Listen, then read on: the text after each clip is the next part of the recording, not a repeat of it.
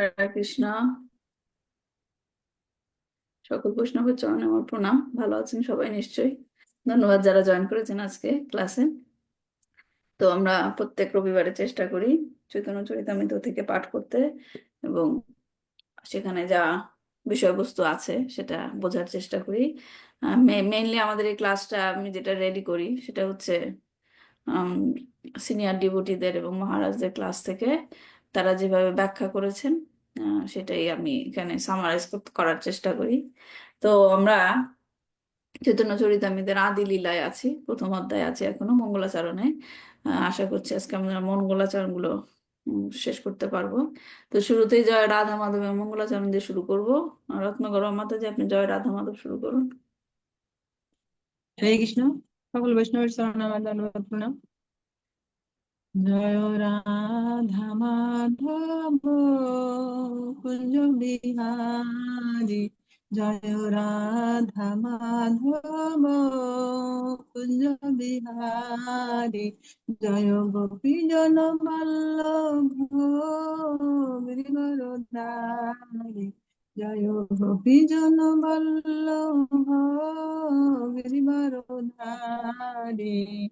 যশোদানন্দন ব্রজ জনরঞ্জন, যশোদানন্দন ব্রজ জনরঞ্জন, যমুনা তীর বনচারী, জয় রাধা মাধব কুঞ্জ বিহারী, হরে কৃষ্ণ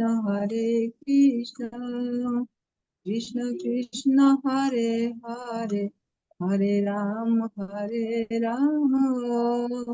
রাম রাম হরে হরে, জয় প্রভুপাদ জয় প্রভুপাদ, প্রভুপাদ জয় প্রভুপাদ, জয় জয় প্রভুপাদ,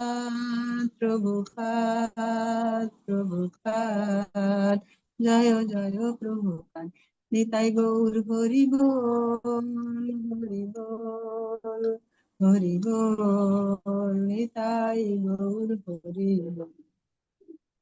ওম অজ্ঞানাতিমিরান্ধস্য জ্ঞানাঞ্জনশলাকয়া চক্ষুন্মিলিतं येन তস্मै শ্রীগুরুবে নমঃ।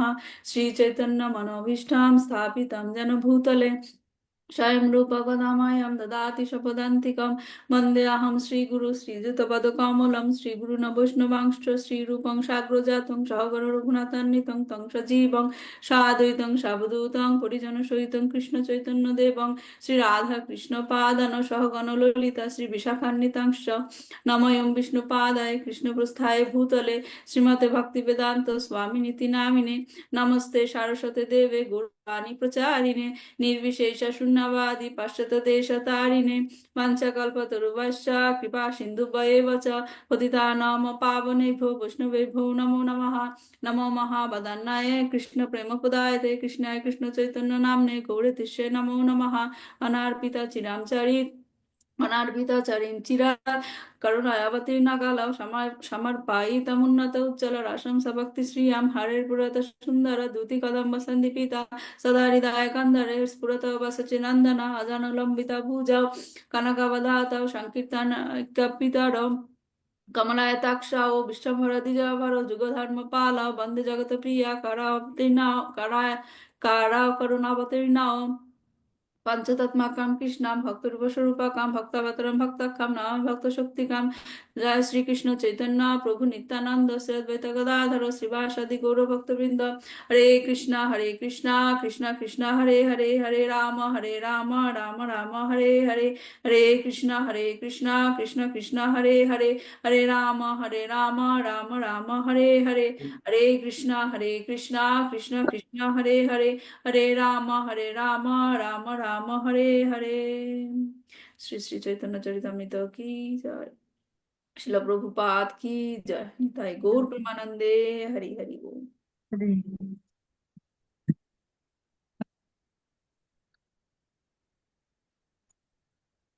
আচ্ছা, ঠিক আছে, তাহলে আমরা গত ক্লাসের থেকে যে প্রশ্নগুলো দিয়েছিলাম সেটা একটু আলোচনা করি, তারপর আমরা ক্লাসটা শুরু করব। আশা করি সবাই প্রশ্নগুলো পেয়েছেন। এবার হোয়াটসঅ্যাপ গ্রুপে প্রশ্নগুলো পেয়েছেন তো, নয়? উত্তরের কথা জিজ্ঞেস করছি না, প্রশ্নগুলো পেয়েছেন, রাইট? হ্যাঁ, পেয়েছি মাতাজি। আচ্ছা, ঠিক আছে। তাহলে আমরা আসলে চৈতন্য চরিতামৃত মানে ধীরে ধীরে খুব আনন্দ লাগবে, কিন্তু বেসিক জিনিসগুলো তো এখন শেখানো হচ্ছে, তো এই কারণে হয়তো বা একটু কঠিন লাগতে পারে, কিন্তু বেসিক জিনিসটা জানাটা দরকার। না হলে চৈতন্য চরিতামৃতের যে গৌরাঙ্গ মহাপ্রভুর যে লীলাটা, সেটা বোঝার আগে বেসিকটা, এই জন্য কৃষ্ণদাস কবিরাজ গোস্বামী মহারাজ আচরণের মাধ্যমে যে জিনিসগুলো দিয়েছেন সেটা আমাদের একটু ডিটেলে বুঝতে হবে। তো আশা করছি কারোর অত কষ্ট হচ্ছে না বুঝতে। আমি আমার যথাসাধ্য চেষ্টা করছি সহজভাবে করতে, আমি যেরকম ভাবে বুঝেছি সেভাবে। তো আমরা যে প্রশ্নগুলো দিয়েছিলাম, প্রথম প্রশ্নটা ছিল আদি লীলার প্রথম অধ্যায়ে আম, আদি লীলার প্রথম অধ্যায়ের 1 থেকে 6 নম্বর শ্লোক পর্যন্ত কোন কোন বিষয় ব্যাখ্যা করা হয়েছে? কোন বিষয়টা, সরি, নট কোন কোন, কোন বিষয় ব্যাখ্যা করা হয়েছে 1 থেকে 6 নম্বর শ্লোক পর্যন্ত? কৃষ্ণ মাতাজি, মন্দাকিনী মাতাজি বলবেন। প্রথম অধ্যায় 1 থেকে 6 নম্বর শ্লোক পর্যন্ত কোন বিষয়টা ব্যাখ্যা করা হয়েছে? আমি একটু শুনি, তারপরে বলবো। কারণ কি, আমি তো বাইরে ছিলাম না আগের বার, আচ্ছা আচ্ছা, ঠিক আছে। লোক করিনি। আচ্ছা আমার কয়েকদিন খুব মানে পরপর সপ্তাহে আজকে আমি আসতে পেরেছি ভালোভাবে। আচ্ছা, ঠিক আছে, কোনো অসুবিধা নেই আমি মাতাজি। শুনি শুনি হ্যাঁ, একটু, তারপরে। আচ্ছা। তাহলে কি কে বলতে চান 1 থেকে 6 নম্বর শ্লোক পর্যন্ত? হবে কিনা জানি না। আবির্ভাব থেকে। হ্যাঁ, কে বলছেন? কারো কথা বুঝতে পারছি না, একজন বলেন। শিউলি মাতাজি বলতে চাইছেন? হরে কৃষ্ণ মাতাজি, ওই চৈতন্য মহাপ্রভুর আবির্ভাব, হুম, আবির্ভাবের চৈতন্য, কারণ, হ্যাঁ, চৈতন্য তত্ত্ব, রাইট? চৈতন্য তত্ত্ব। চৈতন্য তত্ত্ব, চৈতন্য তত্ত্বের কথা বলা হয়েছে। এবং 5 এবং 6 নম্বর শ্লোকে বিশেষভাবে কি বলা হয়েছে? 5 এবং 6 নম্বর শ্লোকে শর্মিষ্ঠা মাতাজি হাত তুলেছিল। 5 এবং 6 নম্বর শ্লোকে কি হরে কৃষ্ণ, হরে কৃষ্ণ মাতাজি, প্রণাম। ব্যাখ্যা? 5 নম্বর শ্লোকে বলেছে ভগবানের আভ্যন্তরীণ শক্তি, লাদিনী শক্তি, ভাব, অঙ্গকান্তি নিয়ে যে চৈতন্য মহাপ্রভু, রাধারানী ভাব আর অঙ্গকান্তি নিয়ে যে চৈতন্য মহাপ্রভু এসেছেন সে কথা। এবং হুম, রাধারানী ও শ্রীকৃষ্ণ যে এক আত্মা, কিন্তু পৃথক দেহ ধারণ করে আসছেন গোলকের থেকে, সেটা। আর 6 নম্বর শ্লোকে বলেছে যে প্রেমের মহিমা কিরকম, প্রেমের মহিমা যে তিনটে কিরকম, সেই প্রেম বুঝতে কি, সেই প্রেম শ্রীকৃষ্ণ বুঝতে চায়, সেই প্রেমের মহিমাটা কি, এবং কি মাধুর্য, যেটা রাধারানী আনন্দ পেল সেটা হুম, কৃষ্ণ বুঝতে চায়। আর মাধুর্যের স্বাদ গ্রহণ করে রাধারানী কি সুখ পায় সেটা হুম, শ্রীকৃষ্ণ অনুভব করতে চায়। হুম। তাহলে এক কথায় আমরা কি বলবো? 1 থেকে 6 নম্বর শ্লোক হচ্ছে চৈতন্য তত্ত্ব, ঠিক হুম, আছে? হুম, হুম। আর 5 নম্বর শ্লোকে হচ্ছে কি, চৈতন্য মহাপ্রভু কে, সেটা ব্যাখ্যা করা হয়েছে। হ্যাঁ। আর 6 নম্বর শ্লোকে কি, চৈতন্য মহাপ্রভু কি কারণে আবির্ভূত হয়েছিলেন। বুঝা গেছে? এটা হচ্ছে সিম্পল ওয়েতে অ্যান্সার। 5 নম্বর শ্লোক হলো চৈতন্য মহাপ্রভু কে, সেটা ব্যাখ্যা করা হয়েছে। এবং 6 নম্বর শ্লোকে হচ্ছে চৈতন্য মহাপ্রভু কেন অবতারিত বেশ। হয়েছিলেন, আবির্ভূত হয়েছিলেন। ঠিক আছে। এখন 2 নম্বর প্রশ্ন হচ্ছে শ্রীকৃষ্ণ চৈতন্য রাধা কৃষ্ণ নহে অন্য, এই কথাটার ব্যাখ্যাটা কি, কিভাবে বুঝি কথাটা? এটা শর্মিষ্ঠা মাতাজি কিছুটা বলে দিয়েছেন, কেউ ধরতে পেরেছেন?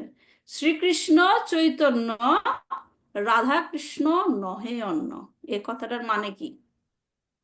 মানে মহাপ্রভু এবং শ্রীকৃষ্ণ চৈতন্য দেব, এই শ্রীকৃষ্ণ কোনো আলাদা নয়, এটা মানে রাধারই সংমিশ্রণ হিসেবে উনি, ওনার ভাবে উনি এসেছেন আর কি। হ্যাঁ, তাহলে প্রথমে আমরা প্রথম প্রথম দিকের ক্লাসে আমরা ব্যাখ্যা করেছিলাম, প্রথমে শ্রীকৃষ্ণ একাই ছিল, রাইট? তখন শ্রীকৃষ্ণের কি হলো, যে তিনি আনন্দ উপভোগ করার জন্য তিনি রাধারানীর সৃষ্টি করলেন, রাইট? তখন কি কৃষ্ণ থেকে রাধারানী হলো, কৃষ্ণ রাধা। আবার যে পৃথক ভাবে অবস্থান, সেটা আদিকাল থেকেই। তারপর আবার কি হলো, তার এক হয়ে গেল, এক হয়ে কোথায় আসলো, চৈতন্য চৈতন্য মহাপ্রভু রূপে। হ্যাঁ, তাহলে রাধা শ্রীকৃষ্ণ চৈতন্য রাধা কৃষ্ণ নহে অন্য, যেটা 5 নম্বর শ্লোকে ব্যাখ্যা করা হয়েছে। ঠিক আছে। আচ্ছা, 3 নম্বর প্রশ্নটা হচ্ছে, শ্রীকৃষ্ণ রাধা রানীর কোন 2টি জিনিস নিয়ে চৈতন্য অবতারে আবির্ভূত হয়েছিলেন? ভাব ও অঙ্গকান্তি। ভাব ভাব ও ও Good. অঙ্গকান্তি নিয়ে। হ্যাঁ, 2টা জিনিস নিয়ে করে, একটা হচ্ছে ভাব আর হচ্ছে রাধা রানীর অঙ্গকান্তি। গায়ের রং আর কি। হ্যাঁ, হ্যাঁ। জয়জি মাতাজি, আপনি বুঝতে পারছেন প্রশ্নগুলো? হুম। একটু কনফিউজ লাগছে আপনাকে? হ্যাঁ, আপনার তো এগুলো জানার কথা, এগুলো তো সহজ সব জিনিস। হুম, তাহলে রাধারানীর অঙ্গকান্তি এবং ভাব ভাব নিয়ে এসেছিলেন। এই কারণে আমরা চৈতন্য মহাপ্রভুর তাকে মেল বডি দেখি, শ্রীকৃষ্ণের মেল বডি, কিন্তু তিনি কার জন্য কান্না করতেন? রাধারানী কৃষ্ণ, এই রাধারানীর জন্য কান্না করতেন। আহ কি চৈতন্য কার? চৈতন্য চৈতন্য মহাপ্রভু মহাপ্রভু শ্রীকৃষ্ণের যে সেপারেশন, শ্রীকৃষ্ণের কে যে ওনার থেকে যে উনি সেপারেশনে ছিলেন, সেই ভাবটা উনি মানে সহ্য করতে পারতেন না, সেইটার এক্সপ্রেশনই উনি করতেন আর তাহলে কাকে ডাকতেন উনি? চৈতন্য কৃষ্ণ, মহাপ্রভু কৃষ্ণ কৃষ্ণ করতেন, কৃষ্ণের কারণ তার হৃদয় হচ্ছে রাধা রানী। রাধারানীর রাধা রানী সবসময় কৃষ্ণকে ডাকতেন, যেন চৈতন্য মহাপ্রভু সবসময় কৃষ্ণ কৃষ্ণের। ডাকতেন। তার ভাবটা ছিল রাধা রানী। আচ্ছা, তারপর 4 নম্বর প্রশ্ন হচ্ছে, 6 নম্বর শ্লোকে মহাপ্রভুর আবির্ভাবের কয়টি কারণ উল্লেখ করা হয়েছে, সেগুলো কি কি? কোথায় গেল? 3টি কারণ। তিনটি কারণ। কে বলছেন? আমি বুঝতে পারি না, কে বলছেন, কে বলতে চান বলেন? 3টি কারণ। হ্যাঁ, কি কি কারণ? ওই যে মাতাজি বললো না তখন, শ্রীরাধার প্রেমের মহিমা কিরূপ, ওই প্রেমের হ্যাঁ। দ্বারা রাধা মানে কিভাবে মাধুর্য খুঁজে পেলো।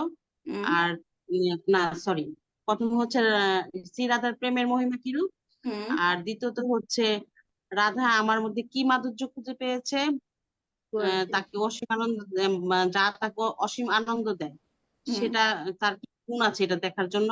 হুম। আর একটা হচ্ছে রাধা রানী কৃষ্ণকে সেবা করে কি আনন্দ পায়, সেই আনন্দটা অনুভব করার জন্য তো যাই হোক, আপনি 2 আর করতে 3 চাই মিক্স মানে। করে ফেলেন। হ্যাঁ, 2 আর 3 মিক্স করে ফেলেছেন। যাই হোক, প্রথমটা হচ্ছে হ্যাঁ, রাধারানীর মহিমা, রাধারানীর প্রেমের মহিমা, সেটা জানতে চায়। 2 নম্বরটা হচ্ছে শ্রীকৃষ্ণ জানতে চায় যে তার মধ্যে এমন কি কি বৈশিষ্ট্য আছে রাধারানী কি কি খুঁজে গুণ পায়। আছে। হ্যাঁ, রাধারানী খুঁজে পায়, আমি খুঁজে পাই না।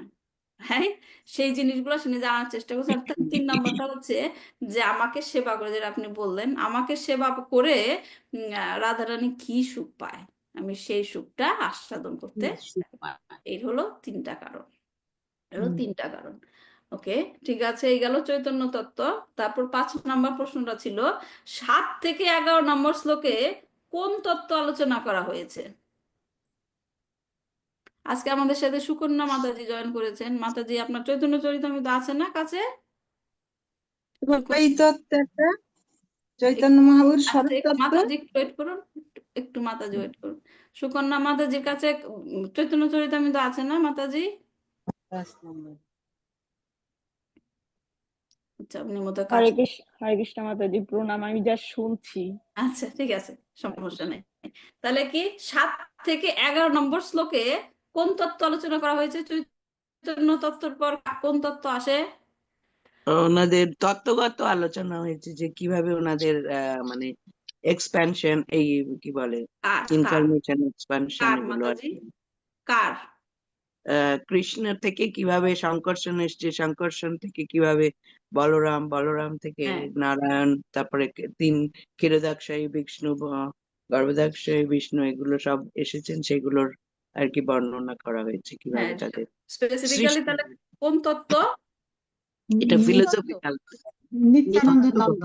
হরে কৃষ্ণ নিত্যানন্দ। মাতাজি। নিত্যানন্দ নিত্যানন্দ তত্ত্ব তত্ত্ব। মাতাজি, নিত্যানন্দ।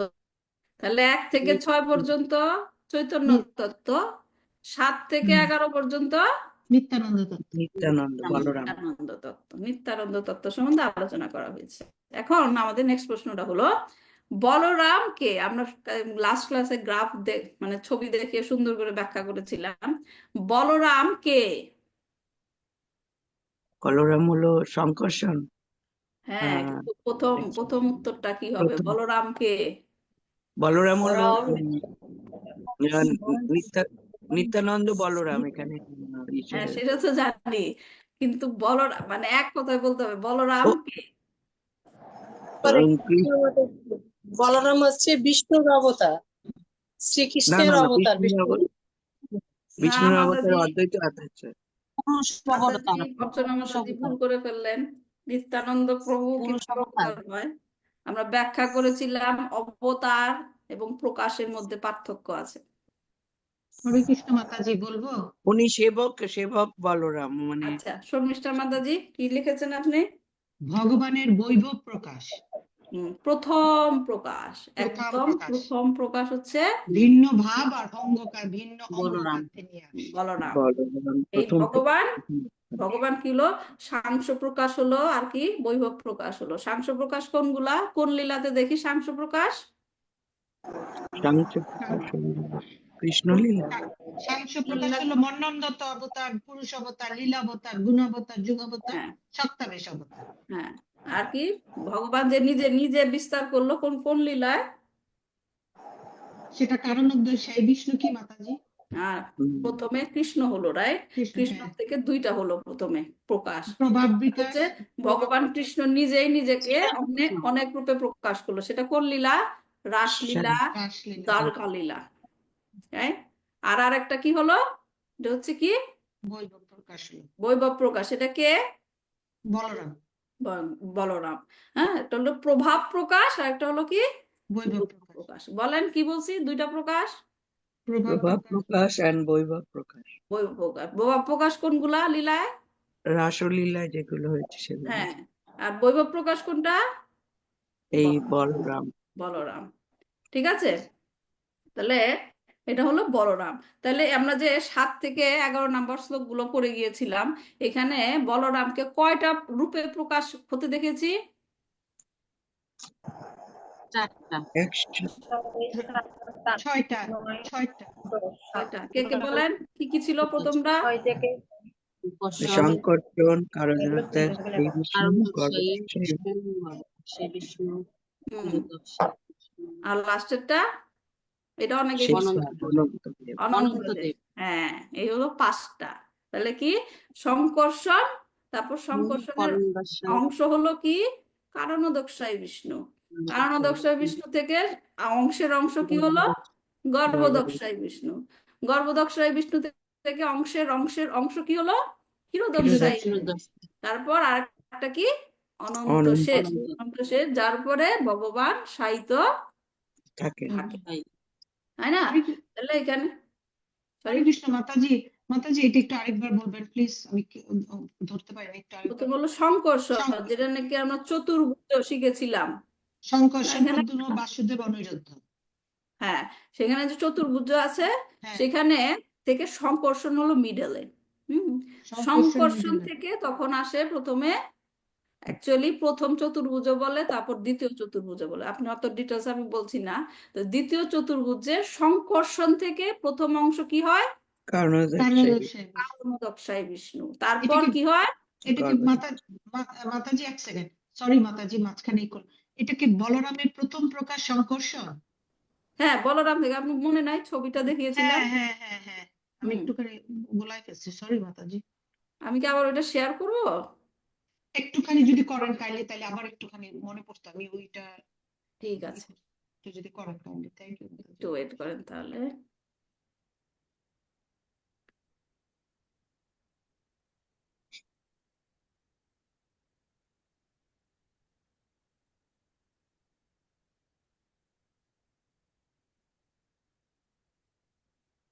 দেখা যাচ্ছে? না, আসে না। আসতে তো হ্যাঁ দেখা হ্যাঁ, যাচ্ছে। এখন আসছে। হ্যাঁ, এই যে দেখেন, প্রথম হলো স্বয়ং প্রকাশ হলো কৃষ্ণের স্বয়ং থেকে, প্রভাব প্রকাশ, বৈভব প্রকাশ। তারপর হচ্ছে কি বলরাম থেকে সংকর্ষণ হলো। সংকর্ষণ। হ্যাঁ, সংকর্ষণ হলো চতুর্ভুজের একটা, রাইট? হ্যাঁ। তারপর হচ্ছে সংকর্ষণ থেকে সাংস প্রকাশ, যেখানে সমস্ত অবতার গুলো আসছে। হ্যাঁ, তার মধ্যে বিভিন্ন অবতারের মধ্যে পুরুষ অবতার হচ্ছে একটা। পুরুষ অবতারের মধ্যে তিনটা হচ্ছে কি? কারণোদক্ষায় কারণোদক্ষায় বিষ্ণু, বিষ্ণু, গর্ভোদক্ষায় বিষ্ণু ক্ষীরোদক্ষায় এবং বিষ্ণু, ক্ষীরোদক্ষায় বিষ্ণু। হ্যাঁ। এই তিনটা বিষ্ণুই কিন্তু পরমাত্মা রূপ। হ্যাঁ, হ্যাঁ, তাহলে কি কারণোদক্ষায় বিষ্ণু কিসের পরমাত্মা? সমগ্র সৃষ্টির পরমাত্মা। সমগ্র সৃষ্টির, একদম এন্টায়ার ক্রিয়েশন। হ্যাঁ, যেখানে অনেক ব্রহ্মাণ্ড আছে, অনেক ব্রহ্মাণ্ড আছে। হ্যাঁ, যার মানে হ্যাঁ, একটু জুম করলে ভালো হতো। আরো জুম করবো, এখন হয়েছে? হুম। হুম। তাহলে কারণোদক্ষায় বিষ্ণুর কি আমরা জানি, তার শরীরের লোমকূপ থেকে তিনি যখন শ্বাস প্রশ্বাস ত্যাগ করেন, গ্রহণ করেন, এখানে অগণিত ব্রহ্মাণ্ডের সৃষ্টি হয়। তার মানে অসংখ্য ব্রহ্মাণ্ডের যেটা একসাথে সমষ্টি, সেটাকে কি বলে? এন্টায়ার ক্রিয়েশন, সমগ্র সৃষ্টি। সেই সমগ্র সৃষ্টির পরমাত্মা হচ্ছে কে? কারণোদক্ষায় কারণোদক্ষায় বিষ্ণু। হ্যাঁ, তারপর সেখান থেকে অংশের অংশ হলো কি? গর্ভোদক্ষায় বিষ্ণু। সেটা হলো প্রত্যেকটা ব্রহ্মাণ্ডে উনি ঢুকে, এক একটা ব্রহ্মাণ্ডে। তো সেই ব্রহ্মাণ্ডের পরমাত্মা হলো গর্ভোদক্ষায় গর্ভোদক্ষায় বিষ্ণু। এখন সে ব্রহ্মাণ্ডে ঢুকলো গর্ভোদক্ষায় বিষ্ণু, তারপর কি হলো? এখান থেকে জীবের প্রত্যেকটা জীবের ভিতরে ভিতরে ঢুকলো হচ্ছে সে কে? ক্ষীরোদক্ষায়। ক্ষীরোদক্ষায় বিষ্ণু। তাহলে সেটা হলো সমস্ত জীবের, জীবের পরমাত্মা। ঠিক আছে? হুম। আচ্ছা, এইটা কি পেতে পারি আমরা, এই যে এইটা? তো এটা স্লাইডটা চাচ্ছেন? হ্যাঁ, হ্যাঁ, হ্যাঁ, পাঠিয়ে দেবো না গ্রুপে। হ্যাঁ। স্ক্রিনশট দিলে হয় মাতাজি। আচ্ছা, দিয়ে দিব না। তো এখন আমরা কন্টিনিউ করি ক্লাসটা। তাহলে কি হলো, যে এখানে আমরা বুঝতে হবে নিত্যানন্দ তত্ত্ব, বলরাম তত্ত্ব যেটা, সেটা শিল প্রভুপাদ ব্যাখ্যা করেছেন যে ভগবান শ্রীকৃষ্ণের প্রথম বিস্তার কে? সংকর্ষণ। বলরাম। বলরাম। হুম, বলরাম। তো এখানে কি হলো, যে কিভাবে আমরা জিনিসটা বুঝবো, যেটা ব্রহ্ম সংহিতায় বলা হয়েছে কি? দীপার চিরে বাহি দাসান্তরম অভুপেত্তা দীপায়াতে বিবৃত সমান ধর্মা ইয়াস্তাদ্রিগে এবাচিতা বিষ্ণুতা বিভাতি গোবিন্দামাদি পুরুষা তামাহাম ভজামি। মানেটা কি? অনেকে হয়তো জানেন, তারপরে রিমাইন্ড করছি, যে মোমবাতি থেকে ক্যান্ডেল জ্বালান না, ধরেন অনেকগুলি মোমবাতি জ্বালাতে হবে। এখন একটা মোমবাতি আপনি জ্বালালেন ম্যাচের একটা কাঠি দিয়ে, রাইট? এখন সবগুলি মোমবাতি জ্বালাতে গেলে কি ম্যাচের প্রত্যেকটা কাঠি জ্বালাবেন? একটা একটা করে মোমবাতি ম্যাচের কাঠি ইউজ করবেন? না। নাকি প্রথম যেটা বুদ্ধিমানের কাজ কি জ্বালিয়েছি হবে? ওই প্রথম ক্যান্ডেলটা আমি জ্বালালাম, ওই ক্যান্ডেলটা দিয়েই সবগুলি জ্বালাবো। এখন প্রথম ক্যান্ডেল দিয়ে যখন অনেকগুলি ক্যান্ডেল জ্বালালেন, তখন কি আপনি পার্থক্য করতে পারবেন যে এর আলো কম, এর আলো বেশি? না। আলোগুলি একই থাকবে, শক্তি একই থাকবে, রাইট? কিন্তু ডিফারেন্সটা কি? ওই যে প্রথম মোমবাতি, উনি উনি ওই মোমবাতিটা কি আদি থাকবে? স্পেশাল থাকবে, যে এর থেকেই সবগুলি মোমবাতি জ্বালানো হয়েছে, হয়েছিল রাইট? তো সেই যে প্রথম মোমবাতি, সেটাকে বলরাম, কৃষ্ণ। এই সরি কৃষ্ণ কৃষ্ণ। কৃষ্ণ হ্যাঁ, এটা হচ্ছে কৃষ্ণ, এবং তার থেকে সবগুলি মোমবাতি জ্বালানো হয়েছে। তো একটা মোমবাতি দিয়ে আমরা অনেকগুলি জ্বালাতে, প্রথম মোমবাতি, দ্বিতীয় মোমবাতি, তৃতীয় মোমবাতি, এরকম জ্বালাতে পারি। তো এখন একইভাবে ভগবান শ্রীকৃষ্ণ এরকম অসংখ্য পূর্ণাঙ্গ অবতারে নিজেকে বিস্তার করেছেন, কিন্তু ভগবান শ্রীকৃষ্ণই হলেন কি? আদি সত্য, পুরুষ। সত্য, পরম সত্য, আদি ব্যক্তিত্ব। হ্যাঁ, এবং বলরাম হলেন তার প্রথম বিস্তার। এবং আদি মোমবাতি থেকে নেক্সট যে মোমবাতিটা জ্বালানো হলো, সেটাকে সেকেন্ডটা হলো বলরাম। বলরাম। বুঝা গেছে উদাহরণটা? হ্যাঁ। হুম। প্রথম মোমবাতিটা হলো বলরাম। এখন কৃষ্ণদাস গোস্বামী মহারাজ এখানে গোস্বামী এবং শিল প্রভুপাদ ব্যাখ্যা করেছেন যে কৃষ্ণ এবং বলরামের শক্তির মধ্যে কোনো পার্থক্য নেই। ভেদ নেই। পার্থক্য কিন্তু কি আছে কিসের মধ্যে? তাদের শারীরিক গঠন মানে বর্ণ, এবং আমরা জানবো তাদের ভাব, তাদের মধ্যেও ভাবের পার্থক্য। এই দুইটা পার্থক্য নিয়ে প্রথম প্রকাশ হয়েছে। তো এই প্রসঙ্গে একটা আমি আর্টিকেল পড়ছিলাম, যেখানে শিল প্রভুপাদের একটা লীলা বর্ণনা করা হয়েছিল, যে একবার এলাহাবাদে, হ্যাঁ, কুম্ভ মেলায়, হ্যাঁ, দুই ভক্তের মধ্যে যে এই কথাটা নিয়ে বিরোধ হয়েছিল। তো সবাই মানে বলছে তুমি কি মনে করো কৃষ্ণ এবং বলরামের মধ্যে পার্থক্য কি?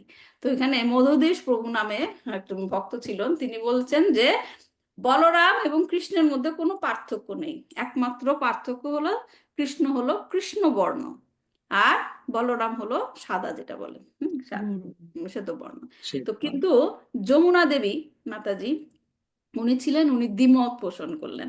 উনি বললেন না, বলরাম এবং কৃষ্ণের মধ্যে পার্থক্য হলো কৃষ্ণ আহ্লাদিনী শক্তিকে রাধারানী, উনি রাধারানীর সাথে কি করে আনন্দ উপভোগ করে, সেটা বলরাম করে না, তাই না? বলরাম রাধারানীর সাথে আনন্দ না উপভোগ করেন না, না। কৃষ্ণ কৃষ্ণ। তো উনি বলছেন এইটা হচ্ছে মেইন কারণ। এখন তাদের মধ্যে এরকম কথা কাড়াকাড়ি হচ্ছে, উনি বলছেন এটা, উনি বলছেন এটা। তখন সবাই মিলে শিল প্রভুপাদের কাছে গেলেন। হ্যাঁ, শিল প্রভুপাদ তমাল কৃষ্ণ মহারাজ উনি গেলেন, তখন তমাল কৃষ্ণ মহারাজ প্রভুপাদকে জিজ্ঞেস করছেন যে উনি বলছেন এটা, উনি বলছেন এটা। তখন যখন মধুদেশ প্রভুর কথা বললো যে উনি বলছেন কৃষ্ণ এবং বলরামের মধ্যে পার্থক্য শুধুমাত্র তাদের গায়ের বর্ণ, তখন শিল প্রভুপাদ বললেন হ্যাঁ, হি ইজ কারেক্ট। তখন আবার যখন যমুনা দেবীর কথা বললেন, তখনও শিল প্রভুপাদ বললেন যে শি ইজ অলসো কারেক্ট।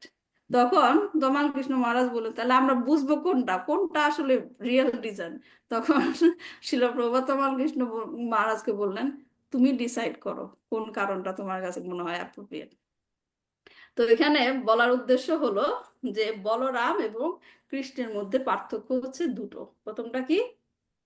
বর্ণ। বর্ণ বর্ণ এবং কেমন বর্ণ, যেমন এটাও ব্রহ্মসংহিতায় উল্লেখ আছে কি বর্হাবতাম সমসিতাম বুধা সুন্দরানাঙ্গম।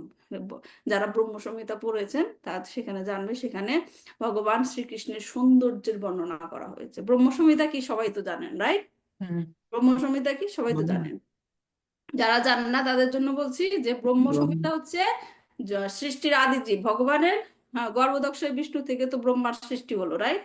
তার নাভি থেকে পদ্ম হলো, সেখানে যখন তার সেখানে জন্ম হলো তখন সে কি বুঝতে পারছিল না তার জন্ম হলো কি করে, তার কি কাজ। তখন সে আদি আদি জিনিসটা জানার জন্য, তার আদি জিনিসটা জানার জন্য সে সেই পদ্ম ফুলের গোটা দিয়ে নিচে নেমে এসেছিল যে আমার উৎপত্তিটা কোথায়। হ্যাঁ, কিন্তু তারপরও সে জানতে পারছিল না। আমি সংক্ষেপে বলছি। তখন তাকে কৃষ্ণ কি করলো, বাঁশির সুরের মাধ্যমে তাকে, প্রথম হচ্ছে সরস্বতী দেবী তাকে বললো যে তুমি ভগবানের চ্যান্ট করো, তাহলে তুমি জ্ঞানটা পাবে। তারপর ভগবান তাকে বাঁশির সুরে তাকে গায়ত্রী মন্ত্র দান করেছিলেন এবং তখন তিনি ভগবানকে দর্শন করতে পেরেছিলেন। ওই যে দর্শনটা তিনি করেছিলেন গোলক বৃন্দাবনে, তারই বর্ণনা ব্রহ্মসংহিতাতে দিয়েছিলেন। হ্যাঁ, কৃষ্ণ দেখতে কেমন, গোলক বৃন্দাবন দেখতে কেমন। তো যাই হোক, সেখানে বলা হয়েছে ব্রহ্মদেব তিনি ব্রহ্মা কি বলেছিলেন যে কি বারহাবতাম সমসিতাম বুধা সুন্দরানঙ্গম। ভগবানের গায়ের রংটা কি, যে বর্ষাকাল, বর্ষাকাল যখন শুরু হয় প্রথম মেঘ আসে না, বর্ষাকালের প্রথম মেঘ, রাইট? ঘন কালো হ্যাঁ, সে বর্ষাকালের প্রথম মেঘের যে রংটা, কৃষ্ণের গায়ের রংটা অনেকটা সেরকম। অনেকটা কেন বলছি, কারণ কৃষ্ণের কোনো কিছু তো কোনো কিছুর সাথে তুলনা করা যায় না, তাই না? সেটা হচ্ছে আমাদের আন্ডারস্ট্যান্ডিং এর বাইরে, রাইট? কিন্তু তারপরেও যদি আমরা ক্লোজলি কিছু জানতে চাই যে কৃষ্ণের এই জিনিসটা কেমন, সেটা আর কি বলা হয়েছে যে কৃষ্ণের গায়ের রংটা বর্ষাকালের প্রথম মেঘের মতো। হ্যাঁ, আর বলরামের গায়ের রংটা কি বলা হয়েছে, বসন্ত যখন শুরু হয়, বসন্ত যখন শুরু হয় যে মেঘ, সেই মেঘের কালার। সুন্দর না জিনিসটা, উপমাটা? যে বর্ষাকালের মেঘের মতো কৃষ্ণের গায়ের রং এবং বসন্তকালের মেঘের মতো বলরামের গায়ের রং। আর সে কি জানি বললাম, ভাবের পার্থক্য কি, পার্থক্যটা কৃষ্ণ কি, কৃষ্ণ গীতাতে কি বলা হয়েছে, তিনি হচ্ছেন পরম ভোক্তা, রাইট? তিনি হচ্ছেন পরম ভোক্তা। তাহলে কৃষ্ণের ভাব কি, পরম ভক্তা, পরম ভোক্তা। আর বলরামের ভাব কি, সেবা সেবা সেবা। Good Mataji, thank you. হ্যাঁ, বলরামের ভাব হলো সেবা, তার হচ্ছে সেবার ভাব। এবং তিনি সেবার মাধ্যম, তিনি কি কি ভাবে, কোন কোন রূপে, কত কত ভাবে ভগবানকে সেবা করা যায় তিনি শিখিয়েছেন। সেটা কেমন, যে তিনি সর্বভাবে সর্বভাবে ভগবানকে সেবা করে যাচ্ছেন। হ্যাঁ, এটা একটা ক্লাস থেকে আমি নিয়েছি, সেখানে বলেছেন ভগবান তার ভক্তদের সাথে কি কি ভাবে যুক্ত থাকে। এই প্রশ্নটা আমি প্রায় করি ক্লাসে। প্রথমটা কি? শান্ত, বলেন। শান্ত, দাস্য, দাস্য, হ্যাঁ, সখ্য, সখ্য। সখ্য, বাৎসল্য, মাধুর্য। এই তিনটা ভাবেই বলরাম সেবা করে যায়। তিনটা ভাবেই, তিনটা বলতেছি, 5টা রসেই তিনি ভগবানের সেবা করে যান। কিভাবে? শান্ত রসে মানে কি? শান্ত রসে মানে তিনি নিজে, এটা আচার্যরা বলেছেন যে তিনি বৃন্দাবনের যে ভূমি, বলরাম বৃন্দাবন ভূমি রূপে বিস্তার লাভ করেছেন। বৃন্দাবনের ভূমি, বোঝা যায়? এবং সেখানেও আচার্যরা ব্যাখ্যা করেছেন কিভাবে তিনি ভূমি হয়ে, বৃন্দাবনের ভূমি হয়ে কৃষ্ণের সেবা করেছেন। যখন নাকি যশোদা মা আর কৃষ্ণ একজন আরেকজনকে খুব মিস করতো, right? যে কাছে পেতে যায়, যশোদা মা কৃষ্ণকে কাছে পেতে যায়, কৃষ্ণ যশোদা মাকে কাছে পেতে চায়, কিন্তু দুইজন দূরে রয়েছে। তখন বলরাম বৃন্দাবনের ভূমি রূপে সেই ভূমিকে কি করে দিত? ছোট করে দিত, যাতে তাদের মধ্যে কি দূরত্বটা কমে যায়। আর যখন নাকি কংসের পাঠানো সব রাক্ষসরা এসে কৃষ্ণকে বিরক্ত করতো, কংসের পাঠানো সব রাক্ষসরা এসে কৃষ্ণকে বিরক্ত করতো, তখন বলরাম কি করতো? বৃন্দাবনের সেই ভূমিটাকে বড় করে দিত। বড় করে দিত, তাদের মধ্যে দূরত্বটাকে বাড়িয়ে দিত। তো এই রূপে তিনি শান্ত রসে ভগবানকে সেবা করতেন। তাছাড়াও বর্ণনা করা হয়েছে তিনি ভগবানের জুতা, ভগবানের ছড়ি, ভগবানের মুকুট, হ্যাঁ, এই রূপে তিনি বিস্তার লাভ করেছিলেন, যাতে ভগবানকে শান্ত রূপে তাকে সেবা করা যায়। আর কি তারপরটা কি? দাস্য, সাক্ষ্য, রাইট? সাক্ষ্য নাকি দাস্য? দাস্য, দাস্য, দাস্য রূপেও তিনি করেছেন। তিনি কখনো কখনো তাকে দেখা যায় ভগবান যখন খেলতে খেলতে টায়ার্ড হয়ে যেত, ভগবানের চরণ পাহাড়টা টিপে দিত। করতেন, পা টিপে দিতেন বলরাম। হ্যাঁ, আর সাক্ষ্য কি? উনি তো সবসময় বন্ধুর মতোই থাকতেন ভগবান শ্রীকৃষ্ণের সাথে। হ্যাঁ, বাৎসল্য রূপে কিভাবে সেবা করতেন? যেহেতু তিনি বড় ভাই ছিলেন, তাই কৃষ্ণ যখন দুষ্টামি করতো, যেমন মাটি খেয়ে ফেলতো, খেলার সময় দুষ্টামি করতো, তখন তাকে তিনি বকা দিতেন। এরকম বাৎসল্য ভাব ছিল তার। আর মাধুর্য, কিভাবে বলরাম মাধুর্য রসে ভগবানকে সেবা করতে পারলো? কিভাবে মনে হয়? মাধুর্য রস কি? গোপীদের সাথে লীলা, রাইট? তাহলে সেইখানে বলরাম কিভাবে সেবা করলো জানেন কি? ওনাদের সমস্ত সুযোগ সুবিধাগুলো করে দিত কৃষ্ণ আর রাধা মিলনের জন্য। হ্যাঁ, সেইটা কিভাবে করতো? বলরাম তো কৃষ্ণের রাসলীলায় প্রবেশ করতো না, রাইট? তাহলে সুযোগ সুবিধাগুলো কিভাবে দিত জানেন এটা? শুধু পূর্ণমাসীর সহায়তা কি? রাধারানীর বোনের রূপ নিয়ে ওনাকে সেবা সেবা করতেন। হ্যাঁ, বোনের রূপটা তো প্রভুজি প্রথমেই বললাম যে বৃন্দাবনের এক্সপ্যান্ড করেছিলেন, কিন্তু স্পেসিফিক্যালি তিনি মাধুর্য রসে কিভাবে হেল্প করেছেন? তিনি রাধারানীর ছোট বোন অনঙ্গ মঞ্জুরি রূপে অবতার নিয়েছিলেন। অনঙ্গ মঞ্জুরি, বলরাম রাধারানীর ছোট বোন অনঙ্গ মঞ্জুরি রূপে অবতার নিয়ে সেখানে রাসলীলায় সে প্রবেশ করেছিল, এবং রাসলীলায় ভগবানকে কি, মাধুর্য লীলায় ভগবানকে সাহায্য করত। সেবা করেছিলেন। তো এগুলো আমরা আরো বিস্তারিত জানবো এই চৈতন্য চরিতামৃতের 5ম অধ্যায়ে। ঠিক আছে? তো এই গেল নিত্যানন্দ তত্ত্ব। এখন আমরা পরের শ্লোকটা দেখি, শেয়ার করছি।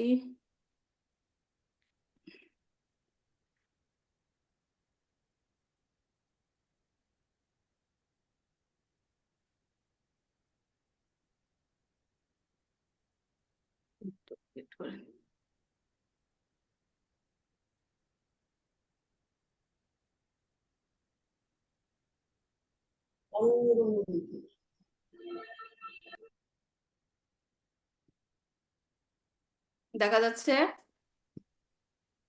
না, এই যে এখন দেখা যাচ্ছে। আচ্ছা, তাহলে 11 নম্বর শ্লোক পর্যন্ত আমরা জানলাম, নিত্যানন্দ তত্ত্ব আলোচনা করা হয়েছে। এখন আমরা 12 নম্বর শ্লোকে দেখবো কি বলা হচ্ছে। মহাবিষ্ণুর জগৎ কর্তা মায়য়া যৎ সৃজত তস্যাবতার এবায়ম দ্বৈতাচার্য ঈশ্বরম। কি বলছে? যে মহাবিষ্ণু, নিমিত্ত কারণের আশ্রয় হচ্ছে মহাবিষ্ণু, জগৎকর্তা, জড় জগতের সৃষ্টিকর্তা, মায়া, মায়া শক্তির দ্বারা, যিনি সৃজতি, সৃষ্টি করেন, অদ, সেই ব্রহ্মাণ্ড, তস্য, তার, অবতার, অবশ্যই, অয়ম, এই, অদ্বৈত আচার্য, অদ্বৈত আচার্য ঈশ্বর, পরমেশ্বর ভগবান। শিল প্রভুপাদের অনুবাদ পড়ছি। শিল প্রভুপাদ কি জয়। হে মহাবিষ্ণু, মায়া শক্তির দ্বারা এই জগৎকে সৃষ্টি, যে মহাবিষ্ণু মায়া শক্তির দ্বারা এই জগৎকে সৃষ্টি করেন, তিনি জড় জগতের সৃষ্টিকর্তা। সেই শ্রী অদ্বৈত আচার্য ঈশ্বর, তারই অবতার। বলরাম কি অবতার? বলরাম হলো বলরাম কি অবতার? বলেন। অবতার হলো বলরাম নিত্যানন্দ প্রভু, এই নিত্যানন্দ প্রভু হিসাবে উনি ই করেছেন। না, আমার বলরাম প্রশ্নটা হলো বলরাম কি অবতার না অবতার না? ভগবানের অবতার নাকি অবতার না? অবতার। না, বলরাম হচ্ছে প্রকাশ, প্রকাশ। ভগবানের প্রকাশ। শুনেন, ও প্রথম প্রকাশ, প্রকাশ, ইয়েস। হ্যাঁ, আচ্ছা, প্রকাশ এবং অবতারের মধ্যে পার্থক্য আছে। প্রকাশ হচ্ছে মানে অলমোস্ট ভগবানের মতো, কিন্তু কিছু পার্থক্য আছে। আর অবতার কি? বিশেষ বিশেষ কাজের জন্য আসে। আচ্ছা, বুঝতে পারছেন? তাহলে বলরাম হলো কি? ভগবানের প্রকাশ। প্রকাশ। আর এখানে অবতার কাকে বলছে? তাদের বিশেষ বিশেষ কার্য করার হ্যাঁ, জন্য কে তারা এখানে? যখন অদ্বৈত আচার্য। অদ্বৈত আচার্য। ঠিক আছে। অদ্বৈতং হরিণ দ্বৈতাচার্যং ভক্তি সংসনাৎ ভক্তাবতারমিশং তম দ্বৈতাচার্যমাশ্রয়ে। ভগবান শ্রীহরি থেকে অভিন্ন তত্ত্ব বলে তার নাম হচ্ছে কি? অদ্বৈত। এবং ভক্তি তত্ত্ব শিক্ষা দেন বলে তিনি আচার্য নামে খ্যাত। সেই ভক্তাবতার অদ্বৈতাচার্য ঈশ্বরকে আমি আশ্রয় করি। তাহলে 12 নম্বর এবং 13 নম্বর শ্লোকে কোন তত্ত্ব আলোচনা করা হচ্ছে? অদ্বৈত আচার্য। অদ্বৈত অবতারের তত্ত্ব। হ্যাঁ, অদ্বৈত। অদ্বৈত তত্ত্ব। কি বলছে? যে মহাবিষ্ণু এই জড় জগতের সৃষ্টিকর্তা, তিনি মায়া শক্তির দ্বারা এই জগৎকে সৃষ্টি করেন। কার কথা বলা হচ্ছে? ভগবান, রাইট? তারই অবতার হচ্ছেন অদ্বৈত আচার্য। অদ্বৈত মানে কি? অদ্বৈত মানে দ্বিতীয় নাই, রাইট? দ্বিতীয় নাই। অদ্বৈত, দ্বিতীয় নাই। তার মানে কি বলছে? যে তিনি অভিন্ন তত্ত্ব। অভিন্ন তত্ত্ব বলে তার নাম অদ্বৈত। এবং তিনি শিক্ষা দিয়েছেন আমাদের ভক্তি তত্ত্ব, এজন্য তার নাম কি? অদ্বৈত আচার্য। আচার্য। আচার্য, তার মানে অদ্বৈত আচার্য। তার মানে তিনি কার অবতার? তিনি হচ্ছেন বিষ্ণু এবং মহেশ্বর। হ্যাঁ, এই মহাবিষ্ণুর অবতার। যদিও এখানে ইসের নাম, ভগবান শিবের নাম উল্লেখ করা হয়নি, কিন্তু বলা হয় যে তিনি ভগবান শিবের অবতার, মহাবিষ্ণুর মধ্যে দিয়ে অবতারিত হয়েছেন। আচ্ছা, বুঝছেন? এজন্য বলা হয় ভক্তা অবতার। ঠিক আছে। তারপর এই শ্লোকে আমরা জানলাম অদ্বৈত আচার্যের কথা বলা হয়েছে। এর পরবর্তী শ্লোকটা হচ্ছে কি? পঞ্চতত্ত্ব। তাহলে প্রথমে আমরা শিখলাম চৈতন্য তত্ত্ব, তারপর নিত্যানন্দ তত্ত্ব, তারপর অদ্বৈত তত্ত্ব, তারপর পঞ্চতত্ত্ব। এখন হচ্ছে পঞ্চতত্ত্ব। পঞ্চতত্ত্ব। কেউ পড়বেন শ্লোকটা? পড়েন কেউ? হরে কৃষ্ণ মাতাজি, পড়বো? ভক্তাবতারকম নমামি ভক্তি শক্তিকম। পড়েন। ওয়ার্ড বাই ওয়ার্ড ট্রান্সলেশনটা পড়েন। পঞ্চতত্ত্ব আত্মাতঙ্কং মানে 5 প্রকার, পাঁচটি অপ্রাকৃত তত্ত্ব সমন্বিত। শ্রীকৃষ্ণকে ভক্তরূপে, স্বরূপকম ভক্তের স্বরূপে, অবতারম ভক্ত অবতারে, ভক্ত আখ্যাম ভক্ত রূপে খ্যাত। নবমী প্রণতি নিবেদন করি। হুম ভক্ত সত্যম ভক্তকে প্রদত্ত পরমেশ্বর ভগবানের শক্তি।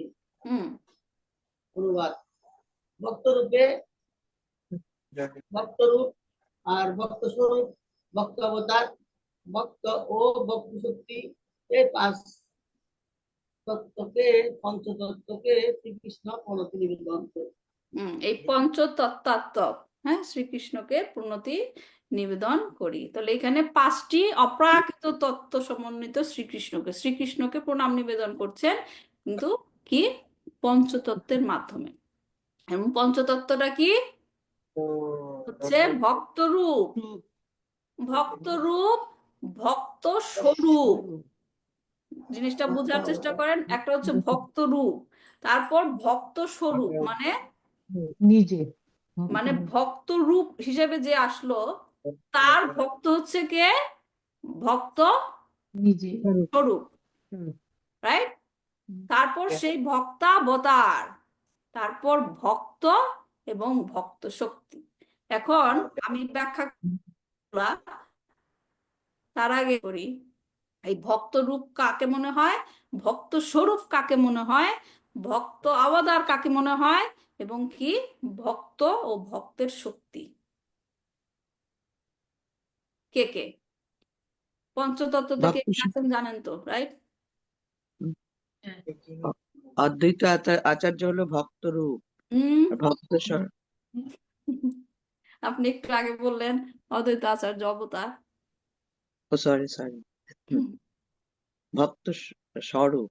এই ভক্তাবতার হলো অদ্বৈত আচার্য, হুম আর ভক্ত স্বরূপ হলো উম উম এই সে কি বলে বলরাম নিত্যানন্দ। হুম চৈতন্য মহাপ্রভু স্বয়ং। এন্ড ভক্ত স্বরূপ হলো চৈতন্য মহাপ্রভু, ঠিক। এন্ড প্রথম ভক্ত থেকে বলেন, রূপ হলো, প্রথম থেকে বলেন, তাহলে প্রথম থেকে হলো সিকোয়েন্সিয়ালি বললে বুঝতে পারবেন। ভক্ত রূপ হলো বলরাম, হুম। আর ভক্ত স্বরূপ হলো মহাপ্রভু। আচ্ছা, রূপ আর স্বরূপের মধ্যে কি পার্থক্য? রূপ মানে একজনের, স্বরূপ হলো নিজে, হুম। সাংস প্রকাশ যেটা আর কি স্বরূপ, সেটা হলো মহাপ্রভু চৈতন্যদেব। আর ভক্ত রূপ, ভক্ত রূপ মানে ভক্তের রূপে যে আসে সে কে হলো আসছে? মহাপ্রভু। গুড, এই তো ধরতে ভক্ত পারছেন। স্বরূপ হলো বলরাম। হ্যাঁ হ্যাঁ, এই তো ধরতে পারছেন। হ্যাঁ, তারপর ভক্তাবতার হচ্ছে অদ্বৈত আচার্য, গুড, হ্যাঁ। আর আর ভক্ত হচ্ছে গদাধর, আর এই গদাধর আর আরেকজন কি আছে, গদাধর হলো ভক্ত শক্তি। হ্যাঁ, আর গদাধর ভক্ত শক্তি, আর একজনকে বাকি থাকলো গদাধর আর ভক্ত অদ্বৈত আচার্য, নিত্যানন্দ মহাপ্রভু, গদাধর আর পণ্ডিত নিমাই নাকি পণ্ডিত, গদাধর আর আরেকজন শ্রীবাস আচার্য শ্রীবাস আচার্য হলো ভক্ত। ভক্ত। বুঝতে পারছেন সবাই? সবাই মাতাজি সুন্দর করে এক্সপ্লেন করেছে। প্রথমে কে ভক্ত রূপ, ভক্ত রূপ কে বলেন? মাতাজি বললো মহাপ্রভু চৈতন্য দেব। মহাপ্রভু। ভক্ত স্বরূপ বলরাম। বলরাম মানে নিত্যানন্দ, হ্যাঁ। নিত্যানন্দ ভক্তাবতার অদ্বৈত আচার্য। অদ্বৈত আচার্য, হ্যাঁ। তারপর হ্যাঁ। ভক্ত ভক্ত হলো শ্রীনিবাস শ্রীনিবাস, আর ভক্ত শক্তি হলো গদাধর। আর ভক্ত শক্তিকে শক্তিটাকে নমামি ভক্ত শক্তিকাম, ভক্ত শক্তিকে গদাধর বোঝা গেছে? এভাবে মনে রাখবেন, প্রথম থেকে বুঝবেন তাহলে মনে থাকবে সিকোয়েন্সিয়ালি। ভক্ত রূপ, ভক্ত স্বরূপ, ভক্তাবতার, ভক্ত রূপ, ভক্ত স্বরূপ, ভক্তাবতার, ভক্ত আর কি ভক্ত শক্তি। শক্তিকম হ্যাঁ, ভক্ত শক্তিকাম, এই হলো পঞ্চতত্ত্ব। একসাথে একসাথে পঞ্চতত্ত্বের মাধ্যম দিয়ে ভগবান শ্রীকৃষ্ণকে কি করছে প্রণতি জানানো হলো। আর মাইকটা অন আছে, মিউট করে দিলে ভালো হয়, ব্যাকগ্রাউন্ড নয়েজ। তো বোঝা গেল এই হলো। তাহলে আমরা প্রথম দিকে ক্লাসে বলেছিলাম কি 1 নাম্বার শ্লোক থেকে 14 নাম্বার শ্লোক পর্যন্ত কি থাকবে, মঙ্গলাচরণ, রাইট? হুম। 1 থেকে 14 পর্যন্ত শুধুমাত্র মঙ্গলাচরণ করে গেছে, এখানে কোনো ব্যাখ্যা দেওয়া হয় নাই। কৃষ্ণদাস কবিরাজ কোনো ব্যাখ্যা দেয় নাই তিনি কি করছেন, শুধুমাত্র প্রার্থনা করে গেছেন। প্রথমে তিনি চৈতন্য মহাপ্রভুকে, তারপর নিত্যানন্দ, তারপর অদ্বৈত, তারপর পঞ্চতত্ত্ব, এরপর তিনি ব্যাখ্যা করা শুরু করবেন। ঠিক আছে? তো এখন 15 নাম্বার থেকে 19 নাম্বার পর্যন্ত এটা হচ্ছে একটা গুরুত্বপূর্ণ পাঠ, এটা বুঝতে হবে। 15 থেকে 19 পর্যন্ত কৃষ্ণদাস গোস্বামী তিনি বৃন্দাবনে অবস্থিত 3টি প্রধান বিগ্রহের প্রতি প্রণতি নিবেদন করেছেন। 3টি প্রধান বিগ্রহ, তার প্রতি প্রণতি নিবেদন করেছেন। কি কি সেই 3টা বিগ্রহ? অনেকেই জানেন, চাইলে শেয়ার করতে পারেন। কি কি 3টা বিগ্রহ?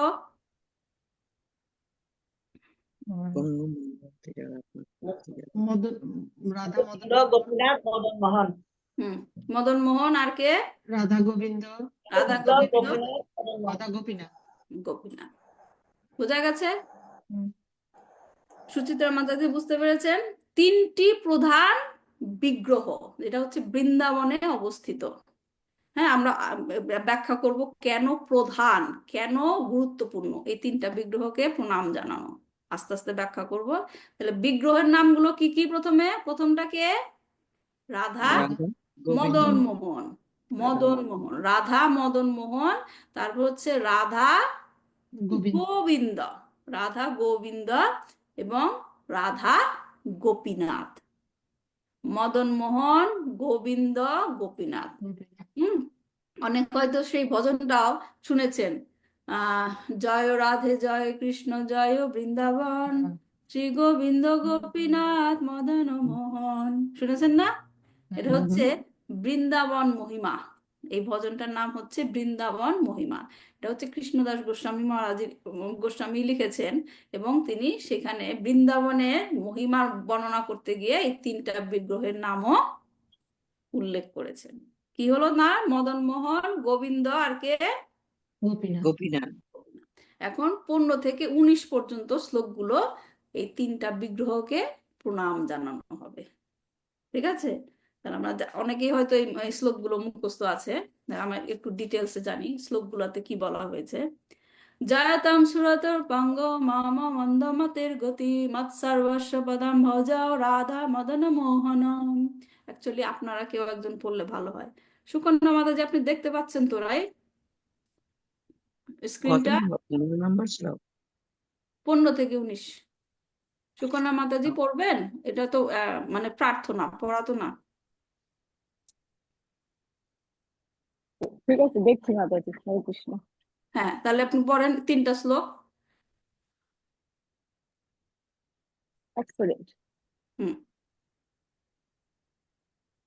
জয়তাংশুরত পঙ্গমর্ম মন্দমতের গতি মৎ সর্বস্ব পদাম্বুজে রাধা মদন মোহন। শব্দার্থ: হ্যাঁ। জয়তাম, জয়যুক্ত হন, সুরত পরম কৃপালু, পঙ্গ পঙ্গু, মম আমার, মন্দমতে মন্দমতি সম্পন্ন, গতি আশ্রয়, মত আমার, সর্বস্ব সবকিছু, পদ অম্ভোজৌ যাদের পাদপদ্ম, রাধা মদন মোহনৌ শ্রীমতী রাধারানী ও শ্রী মদন মোহন। অনুবাদ: আমি পঙ্গু ও মন্দমতি, যারা আমার একমাত্র গতি, যাদের পাদপদ্ম আমার, সেই পরম কৃপালু রাধা মদন মোহন জয়যুক্ত হন। দিব্যদ বৃন্দারণ্য কল্পদ্রুমাদ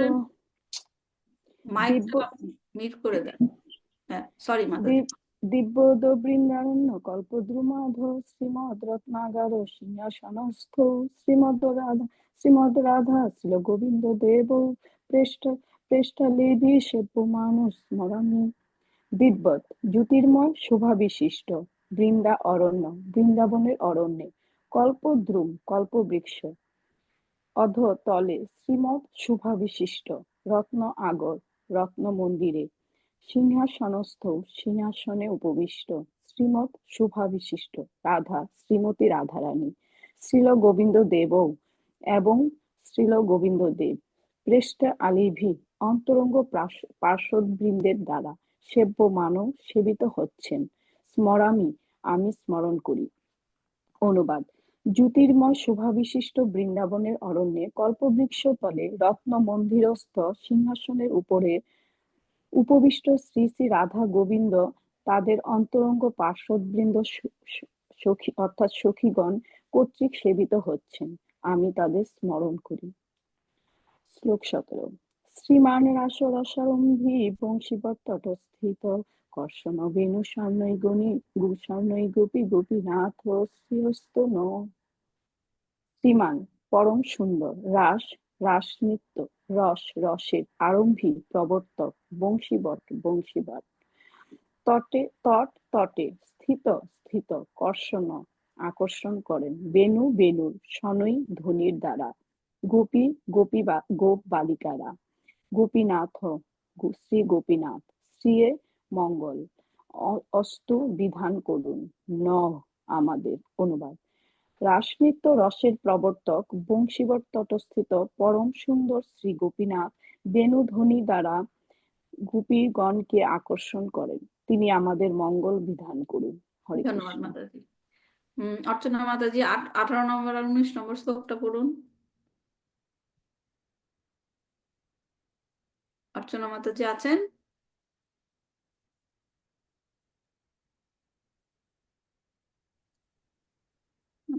দেখতে পাচ্ছি না। আচ্ছা, ঠিক আছে। জয় জয় শ্রী চৈতন্য জয় নিত্যানন্দ, জয় অদ্বৈত চন্দ্র জয় গৌরভক্ত বৃন্দ। শ্রী চৈতন্য মহাপ্রভু এবং শ্রী নিত্যানন্দ প্রভুর জয় হোক, শ্রী অদ্বৈত চন্দ্রের জয় হোক, জয় হোক সমস্ত গৌর ভক্তবৃন্দের। 19 নম্বর শ্লোক হচ্ছে: এই তিন ঠাকুর গৌরিয়াকে করিয়াছেন আত্মসাৎ, এ তিনের চরণ বন্দ তিনে মোর নাথ। বৃন্দাবনের এই তিন বিগ্রহ মদন মোহন, গোবিন্দ ও গোপীনাথ গৌড়ীয় বৈষ্ণবদের শ্রী চৈতন্য মহাপ্রভু ভক্তবৃন্দের হৃদয় জয় করেছেন। আমি তাদের শ্রীপাদ পদ্ম বন্দনা করি, কেননা তারা আমার হৃদয়ের দেবতা। তো এই শিল প্রভুপাদের তাৎপর্যটা পড়ার পর আমরা একটু ব্যাখ্যা করব কেন গুরুত্বপূর্ণ। শিল প্রভুপাদের তাৎপর্য পড়ে নেই। শ্রী চৈতন্য চরিতামৃতের প্রণেতা বৃন্দাবনের তিন প্রধান বিগ্রহ শ্রী রাধা মদন মোহন, শ্রী রাধা গোবিন্দ দেব এবং শ্রী রাধা গোপীনাথ জিকে তার সশ্রদ্ধ প্রণতি নিবেদন করেছেন। এই তিন ঠাকুর গৌড়ীয় বৈষ্ণবদের জীবন। গৌড়ীয় বৈষ্ণবদের বৃন্দাবনে বাস করার এক স্বাভাবিক প্রবণতা রয়েছে। অত্যন্ত নিষ্ঠা সহকারে শ্রী চৈতন্য মহাপ্রভুর প্রদর্শিত পন্থা অনুসরণকারী গৌড়ীয় বৈষ্ণবেরা পরমেশ্বর ভগবানের সঙ্গে অপ্রাকৃত সম্পর্কে সম্পর্কিত হওয়ার উদ্দেশ্যে কি করেন? মহামন্ত্র কীর্তন করেন। তার প্রভাবেই ভগবানের সঙ্গে ভক্তের ভক্তিরসের বিকাশ হয় এবং চরমে তা শুদ্ধ ভগবত প্রেমে পর্যবসিত হয়। কালকে আমরা শ্রীমদ্ ভাগবতম ক্লাসে বলেছিলাম, যারা জয়েন করেছেন, যে এই জড়জগতে থেকেও ডাইরেক্ট টেলিফোন কল করা যায় শ্রীকৃষ্ণকে গোলক বৃন্দাবনে। কিসের মাধ্যমে? কার মনে আছে? হরে কৃষ্ণ। সংকীর্তন। হরে কৃষ্ণ কিভাবে? মহামন্ত্রের মাধ্যমে। ওনার নাম জপ করার মাধ্যমে। হ্যাঁ, মহামন্ত্র কীর্তন করার মাধ্যমে ডাইরেক্ট একদম। আর কোনো, আমরা অষ্টাঙ্গ যোগ নিয়ে আলোচনা করেছিলাম, আর কোনো যোগের দরকার নাই। যাই হোক, এখানে বলছেন যে চরমে তা শুদ্ধ ভগবত প্রেমে পর্যবসিত হয়। ভক্তির ক্রমবিকাশের তিনটি স্তরের এই তিন ঠাকুরের আরাধনা হয়। এটা একটা গুরুত্বপূর্ণ পয়েন্ট, যেটা আমরা আলোচনা করব। বলছে যে ভক্তি প্র্যাকটিসের ক্রমবিকাশ, হ্যাঁ, বিভিন্ন স্তর আছে, সেই তিন স্তরে এই তিন ঠাকুরের আরাধনা করা হয়। শ্রী চৈতন্য মহাপ্রভুর অনুগামীরা অত্যন্ত নিষ্ঠা সহকারে সেই পন্থা অনুসরণ করেন। গৌড়ীয় বৈষ্ণবদের অষ্টাদশাক্ষর বৈদিক মন্ত্রে শ্রীকৃষ্ণ যে মদন মোহন, গোবিন্দ ও গোপীচরণ বল্লভ রূপে আরাধিত হন, তা হচ্ছে তাদের পরম সাধ্য বস্তু। যিনি কামদেব মদনকে মোহিত করেন, তিনি হচ্ছেন মদন মোহন। যিনি ইন্দ্রিয় সমূহকে ও গাভীদের আনন্দ দান করেন, তিনি হচ্ছেন গোবিন্দ। এবং গোপীজন বল্লভ হচ্ছেন ব্রজ গোপিকাদের অপ্রাকৃত প্রেমিক। ভক্তদের সঙ্গে শ্রীকৃষ্ণের বিভিন্ন লীলা অনুসারে তার মদন মোহন, গোবিন্দ, গোপীজন বল্লভ আদি অসংখ্য নাম রয়েছে। এই তিন ঠাকুর মদন মোহন, গোবিন্দ এবং গোপীজন বল্লভের বিশেষ বিশেষ গুণাবলী রয়েছে। পরমেশ্বর ভগবানের সঙ্গে আমাদের হারিয়ে যাওয়া সম্পর্কের পুনঃপ্রতিষ্ঠা করার সময় মদন মোহনের আরাধনা করা হয়। পরমেশ্বর ভগবানের সঙ্গে নিত্য সম্পর্কের কোনো রকম ধারণাই বর্তমান বদ্ধ অবস্থায় আমাদের নেই। হ্যাঁ, এখানে আপনারা শ্লোকটা হয়তোবা খেয়াল করেছেন কিনা, বলা হয়েছে কি পঙ্গ মম মন্দা মতের গতি। পঙ্গ মানে কি? পঙ্গু, যেটা ছিল প্রপাত এখানে ব্যাখ্যা করেছে। পঙ্গু কারা? যারা নিজেরা নিজেদের চলাফেরা করতে পারে না। করতে পারে না। হ্যাঁ, যে নিজে স্বাধীনভাবে চলাফেরা করতে পারে না তাকে বলা হয় পঙ্গ। আর জড় কার্যকলাপে অত্যন্ত গভীরভাবে মগ্ন হওয়ার ফলে যার বুদ্ধি বিপর্যস্ত হয়েছে তাকে বলা হয় মন্দমতে। এই ধরনের মানুষদের কর্তব্য হচ্ছে মনোধর্ম প্রসূত জ্ঞান অথবা সকাম কর্ম প্রচেষ্টায় সাফল্য লাভের চেষ্টা না করে কেবলমাত্র পরমেশ্বর ভগবানের শরণাগত হওয়া। পরমেশ্বরের কাছে এই শরণাগতি হচ্ছে জীবনের পূর্ণতা লাভের একমাত্র উপায়। পারমার্থিক জীবনের প্রারম্ভে আমাদের কর্তব্য হচ্ছে কি? মদন মোহনের আরাধনা করা, যাতে তিনি জড় ইন্দ্রিয় সুখ ভোগের আসক্তি থেকে মুক্ত করে আমাদের আকর্ষণ করেন। প্রারম্ভিক স্তরের ভক্তদের মদন মোহনের সঙ্গে এভাবেই সম্পর্কিত হওয়া বিশেষ প্রয়োজন। কেউ যখন গভীর আসক্তি সহকারে ভগবানের সেবা করার বাসনা করেন তখন তিনি অপ্রাকৃত সেবার স্তরে শ্রী গোবিন্দ দেবের আরাধনা করেন। গোবিন্দ হচ্ছেন সমস্ত আনন্দের উৎস। শ্রীকৃষ্ণ ও তার ভক্তদের কৃপায় কেউ যখন ভগবত ভক্তির শুদ্ধ স্তরে উন্নীত হন তখন তিনি ব্রজাঙ্গনাদের আনন্দ বিগ্রহ গোপীজন বল্লভ রূপে শ্রীকৃষ্ণের প্রতি আকৃষ্ট হন। ভগবত ভক্তির এই ভাবকে শ্রী চৈতন্য মহাপ্রভু তিনটি স্তরে বিশ্লেষণ করেছেন। তাই বিভিন্ন গোস্বামীগণ পরমারাধ্য এই বিগ্রহ ত্রয়ের প্রতিষ্ঠা করেছেন। এই তিন বিগ্রহ সেইখানকার গৌড়ীয় বৈষ্ণবদের অত্যন্ত প্রিয়, তাই তারা দিনে অন্তত একবার তাদের দর্শন করতে যান। এই তিনটি মন্দির ছাড়াও বৃন্দাবনে অন্য বহু মন্দির প্রতিষ্ঠিত হয়েছে, যেমন শিল জীব গোস্বামীর রাধা দামোদর মন্দির, শিল শ্যামানন্দ গোস্বামীর শ্যাম সুন্দর মন্দির, শিল লোকনাথ গোস্বামীর গোকুলানন্দ মন্দির এবং শিল গোপাল ভট্ট গোস্বামীর রাধারমণ মন্দির। বৃন্দাবনের 5000 মন্দিরের মধ্যে 7টি মন্দির হচ্ছে মুখ্য। এগুলি 400 বছরেরও পূর্বে প্রতিষ্ঠিত হয়েছিল। হিমালয়ের দক্ষিণ পাদদেশ থেকে বিন্ধ্য পর্বতের উত্তর ভাগ পর্যন্ত ভারতের এই অঞ্চলকে গৌড়ীয় রূপে চিহ্নিত করা হয়। এই অঞ্চলটি বলা হয় আর্যাবর্ত বা আর্যদের বসতির স্থান। আর্য কথাটার মানে কেউ জানেন? ভগবত গীতায় ভগবান আর্য শব্দের অর্থ বলেছিলেন, যে ভগবান অর্জুনকে বলেছেন তুমি অনার্যদের মতো কাজ করছো। তার মানে আর্য মানে কি?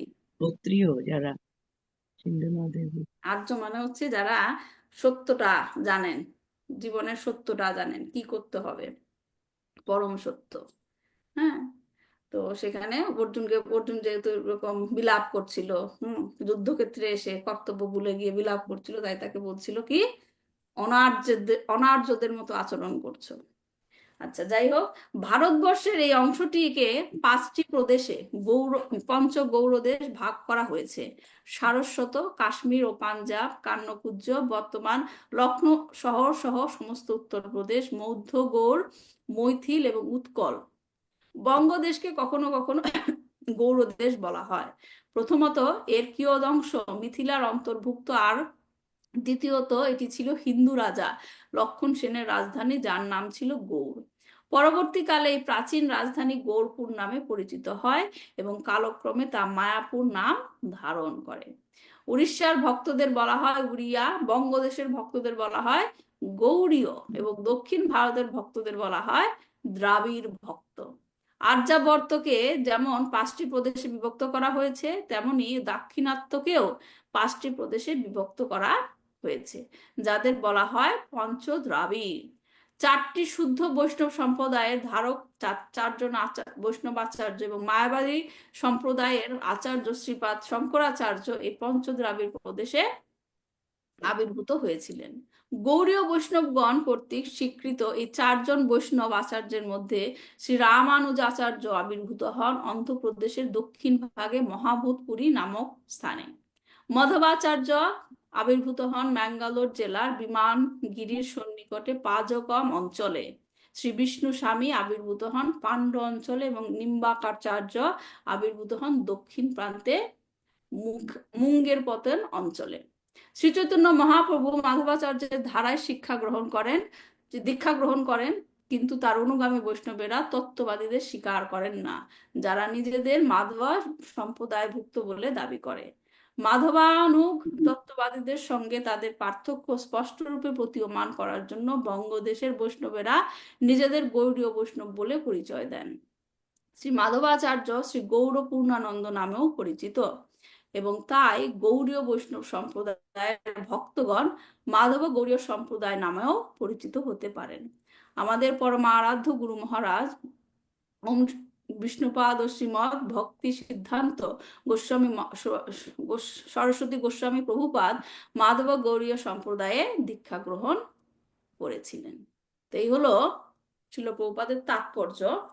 তো এখান থেকে যেগুলো বিশেষ যে দুইটা জিনিস আমাদের জানতে হবে, যে কেন এই তিনটা বিগ্রহ আমাদের গুরুত্বপূর্ণ, প্রধান বিগ্রহ কেন বলা হয়েছে, এবং আরেকটা কথা বলেছেন শিল প্রভুপাদ যে ভক্তির তিনটা স্তরে তিনটা কি বিগ্রহকে আরাধনা করা হয়।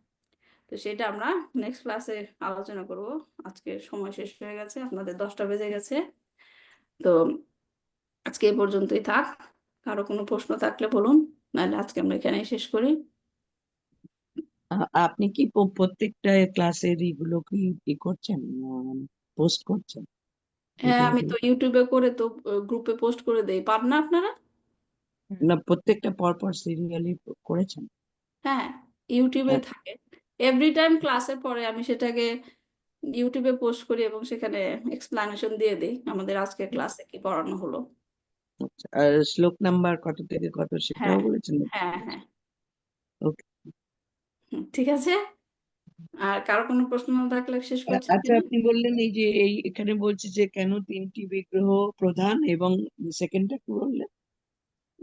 শিল প্রভুপাদ বললো না যে আমাদের ভক্তির ক্রমবিকাশ, আচ্ছা, যে তিনটা স্তরে তিনটা বিগ্রহের সেবা করার কথা বলা হয়েছে, সেগুলো আমরা ব্যাখ্যা করব কেন। ঠিক আছে, হরে কৃষ্ণ মাতাজি, আমার একটা প্রশ্ন ছিল। বলেন। আচ্ছা, বাঁশির সুরে তো ভগবান গায়ত্রী মন্ত্র দান করলেন ব্রহ্মাকে। তারপর আপনি এর আগে একটু বলছিলেন যে সরস্বতী দেবী, ওই কথাটা আমি স্কিপ করে গেছি। মানে সরস্বতী দেবী এটা হচ্ছে আবার অনেকে ভুল করে যে আমরা যে সরস্বতী দেবীর পূজা করি সেই সরস্বতী না। না, ওটাই হ্যাঁ, ওটা যে এই যে গত ক্লাসে আমরা বলেছিলাম না, ভগবান হচ্ছে সচ্চিদানন্দ রায়, হ্যাঁ হ্যাঁ, সৎ চিৎ আনন্দ। আনন্দ। হ্যাঁ, তিনটা স্টেজে মানে তিন রকম শক্তি। সৎ হচ্ছে ভগবানের অস্তিত্ব, হ্যাঁ, সন্ধিনী শক্তি, এটাকে বলা হচ্ছে সান্ধিনী পোটেন্সি, সান্ধিনী শক্তি। সন্ধিনী। হ্যাঁ, সৎ আর চিৎ হচ্ছে কি, যেটা নিয়ে জ্ঞান। জ্ঞান, ইন্টেলিজেন্স, সেটা হচ্ছে কে বলরাম। হ্যাঁ, সরি, সেটা বলরাম না, সৎ হচ্ছে বলরাম। সেটা হচ্ছে কি সান্ধিনী পোটেন্সি। আর চিৎ হচ্ছে যেটা জ্ঞান, সেটা কি সাম্বিত পোটেন্সি বলে। সাম্বিত পোটেন্সি সেটা হচ্ছে কে সরস্বতী দেবী। সরস্বতী দেবী সেটা হচ্ছে যেই সরস্বতী আমরা পূজা করি সেটা না, সেটা হচ্ছে মানে যে নাকি ব্রহ্মাকেও কি করেছিল, ইনিশিয়েশন দিয়েছিল, মানে জ্ঞান দিয়েছিল। হ্যাঁ, সেটা হচ্ছে সাম্বিত পোটেন্সি। আর হচ্ছে আরেকটা কি আনন্দ, যেটা আনন্দ হচ্ছে কি ভগবানের আরেকটা শক্তি, সেটা কি আহ্লাদিনী শক্তি। হ্যাঁ, তো সেটাই প্রথমে সরস্বতী দেবী ব্রহ্মাকে বললো যে তুমি আরাধনা করো ভগবানের। তারপর যখন সে ভগবানের আরাধনা করা শুরু করলো, তখন ভগবান সেখানে বাঁশির মাধ্যমে তাকে গায়ত্রী প্রদান করেছিলেন, গায়ত্রী মন্ত্র। ঠিক আছে? আচ্ছা, আরেকটা কোয়েশ্চেন আছে যে এমন বলে যে সরস্বতী ব্রহ্মা স্ত্রী আবার কন্যা রূপে, ওটা কি আমি বুঝতে পারি না ওটা। আহ ওইটার ব্যাখ্যা আমি ঠিক জানি না, কিন্তু শুধু এটাই জানতাম আমি যে যে কনসোর্ট বলে, ব্রহ্মার কনসোর্ট হচ্ছে সরস্বতী, আর হচ্ছে ব্রহ্ম সংহিতার যে সরস্বতীর কথা বলা হয়েছে এটা হচ্ছে ডিফারেন্ট। ডিফারেন্ট। বুঝতে পারছেন? কন্যার কথা আমি, হ্যাঁ, অনেক ক্লাস আমি শুনেছি, কিন্তু আমি শাস্ত্রে পাইনি এখনো আমার রেফারেন্স মতো। হয়তো বা আছে কোথাও, আমি মিস করেছি, কিন্তু আমার মনে হয় ভগবতমেই বলেছে কোথাও ব্রহ্মা কন্যা রূপে হয়েছেন, আবার ব্রহ্মা স্ত্রী হিসাবেও সরস্বতী দেবীকে বলেন। হ্যাঁ, না, অনেক ঘটনা আছে, অনেক কন্ট্রাডিক্টেড জিনিস আছে, সেগুলা মানে বোঝাতে গেলে অনেক রকম আচ্ছা, ডিফারেন্ট লেভেলের ভক্ত থাকে বাট তো। উনি যখন ব্রহ্মা যখন প্রথম সৃষ্টির পরে আর কি, যখন ব্রহ্মা, তখন উনি যে মানে বিস্ময়কর উনি কি করবেন সেটা হচ্ছে জানছিলেন না। তখন কৃষ্ণ মানে সরস্বতীর মাধ্যমেই তাকে বললেন যে তুমি ধ্যান করো, এবং তার মাধ্যমেই উনি জ্ঞান প্রদান করলেন এটা সেটাই সরস্বতী। বললাম, সেটাই বললাম, ব্রহ্ম সংহিতাতে সেটাই আছে উল্লেখ। এই মানে সরস্বতীর মাধ্যমে হ্যাঁ, কৃষ্ণই করেছেন সরস্বতীর মাধ্যমে। হ্যাঁ। আচ্ছা। আচ্ছা, ঠিক আছে তাহলে। বাঞ্ছাকল্পতরুভ্যশ্চ কৃপা সিন্ধু ভয়েবচ পতিতানাং পাবনেভ্যো বৈষ্ণবেভ্যো নমো নমঃ। শ্রী শ্রী চৈতন্য চরিতামৃত কি জয়, শ্রীল প্রভুপাদ কি জয়, নিতাই গৌর প্রেমানন্দে, Hari Hari. Thank you so much. Hare Krishna. এত বোঝা আমাদের পক্ষে সম্ভব নয় একা একা পড়ে। সবাই এদের জন্য তো আমরা একসাথে পড়ছি। এই জন্যই আমি এটা চেয়েছিলাম যে সবাই পড়লে মানে যে যেটা জানে তার থেকে অন্য আবার জানতে পারলো, এবং আপনার